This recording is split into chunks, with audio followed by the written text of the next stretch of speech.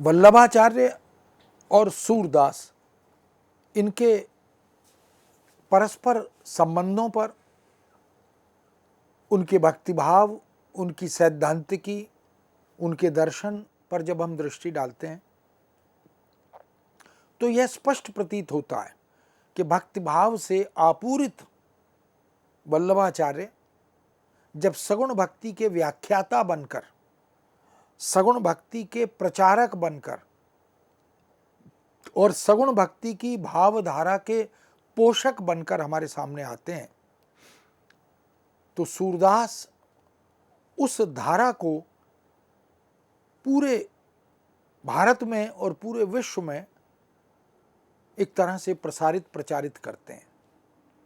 वेदांत से उत्पन्न ब्रह्म सूत्र के भाष्य निर्माताओं में रामानुजाचार्य का नाम, माधवाचार्य का नाम, निम्बार्काचार्य का और वल्लभाचार्य का नाम विशेष रूप से स्मरण किया जाता है, लिया जाता है। इसी पोषित परंपरा को विकसित किया वल्लभाचार्य ने। दार्शनिक चिंतन के साथ साथ सगुण ईश्वरवाद, क्योंकि अद्वैतवाद शंकराचार्य के माध्यम से निर्गुण ईश्वरवाद की पक्षधरता का समर्थक दिखाई देता है, लेकिन वल्लभाचार्य ने दार्शनिक चिंतन के माध्यम से सगुण ईश्वरवाद और ईश्वर के साकार रूप के पोषक के रूप में अभिव्यक्ति प्रदान की। वल्लभाचार्य के मतों का आधार ग्रहण करते हुए, वल्लभ संप्रदाय की चिंतन परंपरा का अनुसरण करते हुए सूरदास ने अपने काव्य का मूल स्रोत वल्लभाचार्य को बनाया और सूरदास ने अपने भक्ति पदों में, अपनी भक्ति पद्धति और अनुरागी वृत्ति में कृष्ण के जिस उदात्त और मनोहारी रूप का चित्रण किया, विश्लेषण किया, वह अतुल्य और अकल्पनीय बन गया। सूरदास का समस्त साहित्य, सूरसागर को हम देखें, साहित्य लहरी को हम देखें, वल्लभ संप्रदाय के भावों को वो आत्मसात करते हैं और अपनी प्रेममयी भावधारा में उसे प्रवाहित करते चलते हैं। इसलिए वल्लभ संप्रदाय में दीक्षित होकर सूरदास ने कृष्ण चिंतन और कृष्णमयी वृत्ति को बहुआयामी रूप प्रदान किए। उसी के कारण सूरदास का स्थान हिंदी साहित्य कोश में सदैव कीर्तिमान का द्योतक बन गया। वो पूरी कृष्ण भक्ति काव्य परंपरा के प्रवर्तक बन गए। उन्होंने नेतृत्व दिया। मध्य प्रदेश के चंपारण नामक ग्राम में 1533 में जन्मे श्री वल्लभाचार्य। सूर सर्वस्व नाम की पुस्तक में डॉक्टर प्रभु दयाल मीतल ने इसका उल्लेख किया भी है कि उनका संपूर्ण जीवन कृष्ण भक्ति एवं दार्शनिक चिंतन में ही व्यतीत हुआ। सिद्धांत की दृष्टि से आचार्य वल्लभ द्वारा प्रतिपादित मुख्य मत शुद्धाद्वैतवाद, ब्रह्मवाद और अविकृत परिणामवाद के नाम से प्रसिद्ध हुआ। उसे ब्रह्मवाद भी कहा गया और अविकृत परिणामवाद भी कहा गया। हरिवंशलाल शर्मा ने अपनी पुस्तक सूरदास में इसका उल्लेख भी किया। पुष्टिमार्ग और सूरदास आचार्य रामचंद्र तिवारी की पुस्तक, आचार्य वल्लभ के शुद्धाद्वैतवाद को रुद्र संप्रदाय की परंपरा का पोषक मानते हैं। इसी तरह ब्रह्मसूत्र का अणुभाष्य, श्रीमद् भागवत के प्रथम, द्वितीय और तृतीय तथा दशम स्कंदों पर सुबोधिनी टीका, तत्वार्थ दीप निबंध आदि रचनाएं आचार्य वल्लभ ने दार्शनिक और आध्यात्मिक चिंतन से ओतप्रोत होकर, निमग्न होकर सृजित की थी। इनके द्वारा रचित ये सभी रचनाएं सगुण भक्ति की स्थापना पर लीला गायन को सर्वाधिक महत्व प्रदान करने वाली रचनाएं बन गई थी। इनके मतानुसार ईश्वर सत, चित्त और आनंद स्वरूप हैं, जो विरोधी धर्मों को धारण कर जीव पर विशिष्ट कृपा करते हैं। उनका यह भी मानना है कि निर्गुण निराकार ब्रह्म ही अतिकृत भाव से जगत के रूप में उसी प्रकार परिणत होता है जिस प्रकार कनक बिना किसी विकार के कुंडल के रूप में परिणत हो जाता है। हरिवंशराल शर्मा ने, आचार्य हरिवंशराल शर्मा सूरदास नामक पुस्तक में इसका उल्लेख करते हैं, और पुष्टिमार्ग और सूरदास नामक पुस्तक में रामचंद्र तिवारी भी इस पर प्रकाश डालते हैं। वल्लभ संप्रदाय को नवीन दिशा प्रदान कर उसे जन जन तक पहुंचाने वाले लोक कवि सूरदास का जन्म दिल्ली के निकट स्थित सीही नामक ग्राम में संवत 1535 के आसपास ऐसा माना जाता है, जिसका उल्लेख भी इन्हीं प्रभुदयाल मीतल और हरिवंशराल शर्मा आदि कृष्ण भक्ति काव्य पर समालोचनात्मक चिंतन करने वाले विद्वानों ने माना भी है। जनबांध सूरदास को 18 वर्ष की आयु में ही मथुरा आगरा के बीच स्थित गो घाट पर महाप्रभु वल्लभाचार्य के दर्शन हुए थे, और तभी से उनके मार्ग का अवलंब ग्रहण करने के बाद वे निरंतर भक्ति मार्ग पर चलते रहे। वल्लभ संप्रदाय में दीक्षित होने के पश्चात सूरदास ने श्रीनाथ जी के मंदिर में निवास किया और प्रभु लीला के गायन को अपने जीवन का मूल मंत्र बनाया। ऐसा कहा जाता है कि वल्लभाचार्य ने ही सूरदास को कहा था कि सूर है के काहे घिघियात हो। वल्लभाचार्य से विविध शिक्षाओं को प्राप्त कर सूर ने कृष्ण चरित से संबद्ध अनेक रचनाएं लिखी, किंतु सूरदास के प्रामाणिक मुख्य ग्रंथों में सूर सारावली, सूर सागर और साहित्य लहरी का उल्लेख मिलता है। इन सभी रचनाओं में ईश्वर के प्रति अनुराग, सख्य भाव, समर्पण भाव, आत्मोत्सर्ग का भाव, ईश्वर की प्रातिभासिक सत्ता को मूर्त रूप प्रदान करने की चेष्टा, ये सब कुछ इन ग्रंथों में मौजूद दिखाई देता है, उपलब्ध दिखाई देता है। वल्लभ संप्रदाय का चिंतन पुष्टि मार्ग को स्थापित करता है। पुष्टि शब्द पोषण से बना है, जिसका अर्थ है भगवान का अनुग्रह। इस मत के अंतर्गत ईश्वर की कृपा या अनुग्रह को ही सब कुछ मान लिया जाता है। जीव इस अनुग्रह के बिना मुक्ति नहीं प्राप्त कर सकता। वल्लभाचार्य के सिद्धांतों में वर्णित ईश्वर कृपा से प्रभावित होकर सूर सागर में सूरदास ने विनय पदों को रचा और ईश्वर के प्रति समर्पण भाव को व्यक्त किया। पुष्टि मार्ग की मान्यता शुद्धाद्वैतवाद के आधार पर विकसित हुई। इस मत की मान्यता है कि ब्रह्म के 3 रूप हैं: आदि दैविक परब्रह्म पहला रूप, आध्यात्मिक अक्षर ब्रह्म दूसरा रूप, और आदि भौतिक जगत ब्रह्म यह तीसरा रूप। ब्रह्म सच्चिदानंद है और कृष्ण ही पर ब्रह्म है। ब्रह्म का मूल रूप सनातन है, किंतु साथ ही शुद्ध भाव से परिपूर्ण निराकार ब्रह्म यशोदा पुत्र कृष्ण रूप में अवतरित भी होते हैं।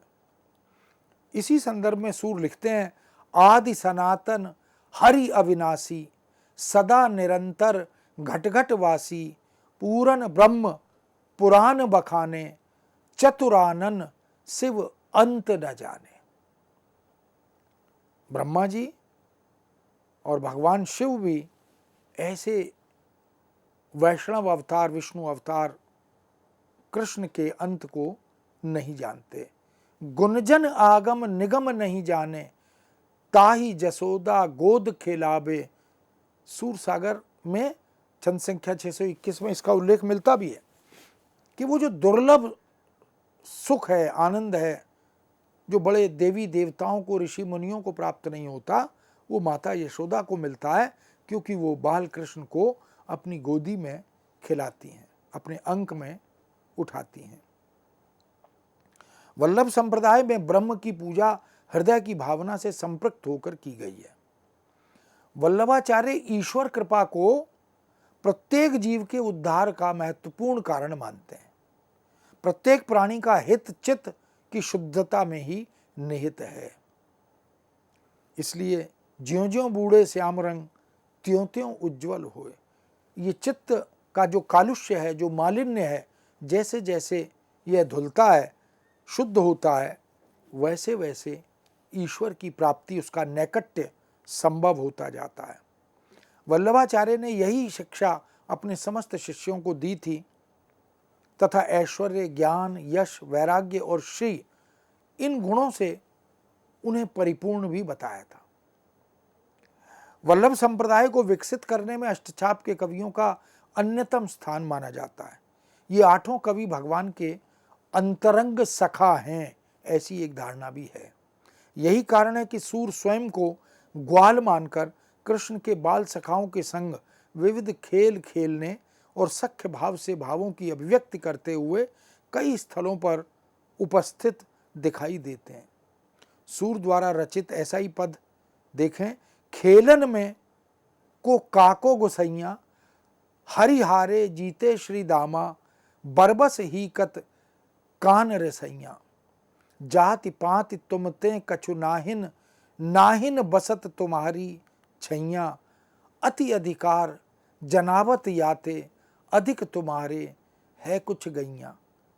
तुम इसलिए अधिक अधिकार प्रकट कर रहे हो क्योंकि तुम्हारे पास गैया की गायों की संख्या बहुत ज़्यादा गायें हैं तुम्हारे पास।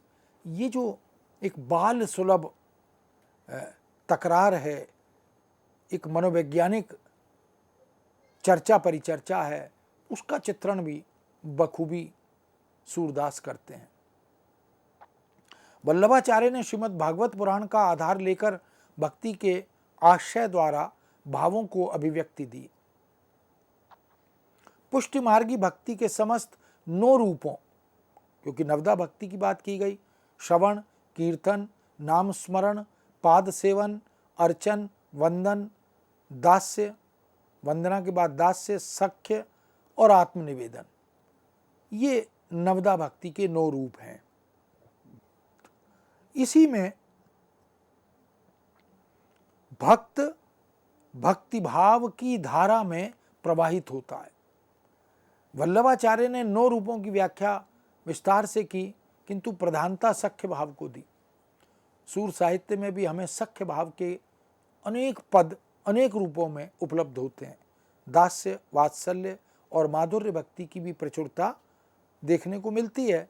दास्य भक्ति में स्वकर्मों, आत्म तत्व का तिरोभाव और दीनता पूर्वक सेवा वृत्ति की प्रधानता, इसका चित्रण भी है।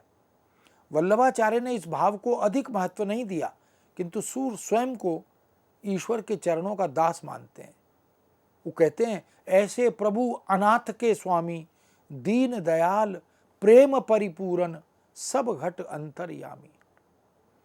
अब मोहि शरण राखियो नाथ, अहम भाव से तुम बिसराए, इतने ही छुटियो साथ। वल्लभाचार्य ने ईश्वर के प्रति अनुराग को सुदृढ़ बनाने के लिए वात्सल्य भक्ति को भी प्रमुख आधार बनाया। इस प्रकार की भक्ति द्वारा प्रभु के सामीप्य भाव को स्नेहमयी ममता द्वारा व्यक्त किया गया। सूर ने बाल लीला चित्रण के अंतर्गत कई अनुपम शब्द चित्र उकेरे, बाल मनोविज्ञान को अभिव्यक्ति प्रदान की। माँ पुत्र के प्रेम की प्रगाढ़ता और बाल सखाओं के अपनेपन के भाव को सूरदास जितनी प्रामाणिकता के साथ वर्णित करते हैं, ऐसा अन्यत्र देखने में नहीं मिलता। जसोदा हरि पालने झुलावे, हल रावे दुलराई मलावे, जोई सोई कछु गावे, आंगन श्याम नचावही जसुमती नंद रानी, तारी दे दे गावही मधुरी मृदु बानी। वल्लभाचार्य ने पुष्टि मार्गीय भक्ति में प्रेम की प्रधानता मानी है। प्रेम एक ऐसा अनुपम तत्व है जिसमें प्राणी मात्र को अभिभूत करने की विलक्षण क्षमता विद्यमान है। प्रेम और संवेदनाओं द्वारा समस्त चेतन जगत को बांधे रखना, प्रेम में ही ईश्वर का निवास बताना। यही कारण है प्रेम साधना द्वारा परोपकार के कर्म को भी पूर्ण किया जा सकता है। वल्लभाचार्य के मतानुसार प्रेम के पथ पर अग्रसर होकर गोप गोपियां अपने आराध्य कृष्ण तक पहुंच जाते हैं। मूलतः प्रेम के अस्तित्व एवं उसे एक पृथक पहचान देने का काम ये गोपियां ही करती हैं। वल्लभाचार्य द्वारा वर्णित गोपियों की 3 श्रेणियां बताई गई हैं। एक गोपांगना, दूसरा गोपी और तीसरा ब्रजांगनाएं। इनमें से गोपांगना लोक की मर्यादाओं से मुक्त हैं और शुद्ध भाव से प्रेम के आधार पर पुरुषोत्तम भगवान से साक्षात्कृत होती हैं। ये पुष्ट जीवात्माएं हैं। गोपी व्रत आदि करके पुरुषोत्तम की भजन आराधनाएं करती हैं, जबकि ब्रजांगनाएं पुरुषोत्तम का भजन बाल भाव से करती हैं। यह भावना वात्सल्य भाव से परिपूर्ण होती है। इस दृष्टि से सूर ने गोपियों के इन तीनों रूपों का बड़ा मोहक चित्रण किया है, परंतु उनका सर्वाधिक मन परकीय भावना रूपी गोपांगना के चित्रण में रमता है। एक सुंदर उदाहरण में हम देख सकते हैं, पलक ओट नहीं होत कनाई, घर गुरुजन बहुते विधि त्रासत, लाज करावत लाज न आई, नैन जहां दर्शन हरि अटके, श्रवण थके सुनि बचन सुहाई, रसता और नहीं कछु भाषत, श्याम श्याम रट रहे लगाई। पुष्टि मार्ग में प्रेम की स्थापना हेतु दाम्पत्य प्रेम को भी ईश्वरानुराग से संबद्ध करके अभिव्यक्त किया गया है। दाम्पत्य भक्ति द्वारा वल्लभाचार्य से आत्मा परमात्मा रूप कृष्ण गोपी का चित्रण कर उनकी अभेदता और अलौकिक परमानंद रूप प्रेम को व्यक्त करते हैं। सूर भी कृष्ण गोपी प्रेम प्रसंग में सांसारिकता से पृथक माधुर्य भाव रूप परम प्रेम को वाणी देते हैं। माधुर्य भाव रूप और परम प्रेम, गोपियां अपना सर्वस्व कृष्ण के प्रेम में न्योछावर करने को तत्पर हैं, प्रस्तुत हैं। यही कारण है कि कृष्ण गोपी प्रसंग हो या कृष्ण राधा का प्रसंग, सूर ने दोनों ही प्रसंगों में कांता भाव रूप को, निर्मल प्रेम को चित्रित किया है। नंदन नंदन हंसे नागरी मुख चितै, हर्ष चंद्रावली कंठ लाई, बाम भुजा खनि दक्षिण भुजा सखी पर, चले बन धाम सुख कही न जाई। इसी तरह नवल गोपाल नबेली राधा, नचे प्रेम रस पागे, अंतर बन बिहार दो क्रीडत, आप आप अनुरागे। पुष्टि मार्ग में माधुर्य गुण का आश्रय लेते हुए ईश्वरानुरक्ति को प्रधानता दी गई है। इसी संदर्भ में राधा को परब्रह्म कृष्ण की सर्वभवन समर्थ रूपा मुख्य शक्ति माना गया है। प्रभुदयाल मित्तल ने भी इसका उल्लेख किया कि वो आद्या शक्ति हैं। उसे परम आराधिका भी कहा गया है। सूर ने वल्लभाचार्य से प्रभावित होकर राधा की चेतना को नवीन आयाम दिए और राधा कृष्ण की अभेदता को भी स्वीकार किया। दोनों के परम प्रेम द्वारा लौकिक धरातल पर अलौकिक भाव, इस धारा को ही प्रवाहित किया। राधा कृष्ण एक दूसरे के बिना अधूरे हैं, कहना चाहिए एक दूसरे के पूरक हैं, एक दूसरे से संबद्ध हैं और उसी से वो विविध लीलाओं को विकसित और संवर्धित कर पाते हैं। राधा हरि आद्या तनु, एक है वह ब्रज में अवतारी, सूर श्याम रस भरी उमंग अंग, वह छवि देख रही रति पति डारी, औचक ही देखी तह राधा, नैन विशाल भाल दिए रोरी, सूर श्याम देखत ही रीझे, नैन नैन मिली परी ठगोरी। ठगे से रह जाते हैं। ऐसी विलक्षण, अद्भुत, अनुपम, दैविक सौंदर्य से संपन्न राधा को देखकर कृष्ण अद्भुत रूप से रीझते भी हैं और ठगे से भी रह जाते हैं। राधा के माध्यम से सूरदास लावण्यमयी कला को विराट अभिव्यक्ति प्रदान करते हैं। राधिका विराट प्रेम संबंधी मनोभावों को साकार करती हैं और प्रतिमा बनकर उभरती हैं। राधा कृष्ण की मनोविराम लीला अत्यंत साधन शून्य और सम्मोहित करने वाली प्रतीत होती है, यानी कृत्रिम नहीं नैसर्गिक प्रतीत होती है। राधा गोपी कृष्ण मिलन ही ईश्वर जीव मिलन के रूप में जान पड़ता है। इस महामिलन में कृष्ण, जो कि परम शक्तिवान का परम आराधिका रूप राधा तथा प्रेम धारा रूप गोपियों के मिलन में दिखाई देता है। इसी महामिलन को रासलीला के रूप में वर्णित किया गया है। इसी प्रसंग में वल्लभाचार्य ने आत्मा परमात्मा के मिलन का वह मार्ग दर्शाया भी है जिस पर केवल समर्पित आत्मा ही प्रवेश कर सकती है। कृष्ण रास सरोवर हैं, रास रासेश्वर हैं, जो प्रेम के मार्ग को गोपी राधा के हृदय तक पहुंचाते हैं और वंशी के माध्यम से प्रेम की स्वर लहरियां प्रत्येक के मन तक प्रेषित कर विविध भावधाराओं को चित्रित करते हैं। इस संदर्भ में सूरदास हास परिहास, मनोविनोद, केली कौतुक, वन विहार, वन क्रीड़ा, वसंत पावस, शरद ऋतुओं के मादक क्षण, अलौकिक प्रेम भाव, न जाने ऐसे कितने भावों का चित्रण कुशलता के साथ शब्द चित्रों के रूप में करते हैं। आज हरि अद्भुत रास उपायो, एक ही सुर सब मोहित कीने, मुरली नाद सुनायो। रास मंडल मध्य श्याम राधा, मनोजन बीच दामिनी कौंदत, संभग एक हैं रूप हैं नहीं बाधा। पुष्टि मार्ग में सेवा को परम धर्म माना गया। वल्लभाचार्य का यह भी मानना है कि भक्त जनों को श्री कृष्ण की निरंतर सेवा करते रहना चाहिए। ऐसा करने से सांसारिक दुखों से निवृत्ति होती है, जीव दिव्य प्रेम को प्राप्त करता है और उसका अधिकारी भी बनता है। श्री आचार्य जी का यह भी मानना है कि इस सेवा का मूल उद्देश्य ही चित्त को सांसारिकता से त्याग कर भगवान श्री कृष्ण में अनन्य भाव में लगाना है। इसलिए उन्होंने पुष्टि मार्गीय सेवा में दो क्रम बताए, नित्योत्सव सेवा और वर्षोत्सव सेवा। प्रतिदिन प्रातःकाल से लेकर रात्रि पर्यंत की जाने वाली भगवत सेवा नित्योत्सव सेवा है, जबकि वर्ष भर में आने वाले उत्सव, त्योहार, पर्व आदि से संबंधित पदों की रचना करना तथा उत्सव मनाना ये वर्षोत्सव सेवा है।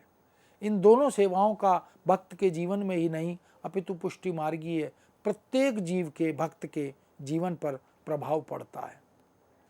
इसी कारण सूरदास ने इन दोनों सेवाओं को अपने जीवन में उतारा और श्रीनाथ जी के मंदिर में उनका पूर्ण पालन भी किया। इन दोनों सेवाओं में श्रृंगार, भोग, राग का विधान आदि यह मौजूद है।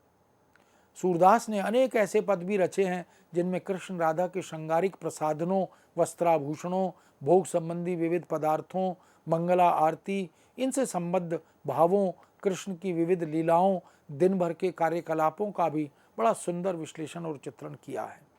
नित्योत्सव सेवा में ईश्वर के प्रति वात्सल्य भाव की प्रधानता है। उठिए लाल कलेऊ कीजे, मन मोहन मुख निरखत जीजे, खारिक दाख खोपरा खीर, करा आम ऊख रस सीरा। मोहन आऊ तुम्हें अनवाऊं, जमुना तै जल भरी ले आऊं, ततिहर तुरत चढ़ाऊं। जसोदा मैया काहे न मंगल गावे, पूरन ब्रह्म सकल अविनाशी, ताको गोद खिलावे। इस तरह वर्षोत्सव सेवा में उमंग और आनंद का वातावरण विशेष रूप से छाया रहता है। पुष्टि मार्गीय कवियों द्वारा कृष्ण जीवन से संबद्ध विविध उत्सवों का बड़ा मनमोहक चित्रण मिलता है। सूर ने इस संदर्भ में कृष्ण जन्मोत्सव, राधा जन्मोत्सव, दान लीला, सांझी लीला, रास लीला, गोवर्धन धारण, नवरात्रि देवी पूजन, दीपोत्सव, रामनवमी, इन सब का बड़ा मनोहारी चित्रण किया है। आज गृह नंद माहिर के बधाई, प्रात समय मोहन मुख निरखत, कोटि चंद छवि पाई। आज बरसाने बजत बधाई, प्रकट भई वृषभानु गोप के, सब हित की सुखदाई। हमारी बात सुनो ब्रजराज, सुरपति को बलि भाग न दीजे, पूजो यह गिरिराज। इस तरह आचार्य श्री वल्लभाचार्य द्वारा स्थापित पुष्टि मार्ग ईश्वर कृपा का आदर्श मार्ग है। यह मार्ग कृष्ण भक्ति और उनकी अनुकंपा का द्वार ही नहीं है, अपितु मायापूर्ण समाज से दूर करते हुए मायापति कृष्ण के प्रति समर्पण के भाव को जागृत करता है। वल्लभाचार्य ने अपने संप्रदाय द्वारा जन जन के मध्य समर्पण, भक्ति, प्रेम और सेवा के आदर्श को स्थापित किया। सूर ने अपने पदों द्वारा ईश्वर की इसी अनुकंपा को बार बार नमन किया। कृष्ण भक्ति के विकास और उससे संबद्ध विविध भावों की अभिव्यक्ति के लिए यदि आचार्य वल्लभाचार्य को स्मरण किया जाएगा तो इस संप्रदाय को पल्लवित पोषित कर विविध विचारों से परिपूर्ण करते हुए महाकवि सूरदास भी सदा सर्वदा याद किए जाएंगे। इस तरह मित्रों, आचार्य वल्लभाचार्य और उनका दर्शन शुद्धाद्वैतवाद, कृष्ण भक्ति काव्य परंपरा के प्रवर्तक कवि सूरदास, इन दोनों के प्रदेय को पूरा भक्ति समाज, भक्त समुदाय नमन करता है, क्योंकि उन्होंने एक आस्था, एक विश्वास, एक भरोसा पूरे जगत को प्रदान किया। इस विषय को यहाँ विराम देते हुए आपसे अनुमति चाहते हैं, पुनः आपके समक्ष नए विषय के साथ उपस्थित होंगे। आज्ञा दीजिए। नमस्कार।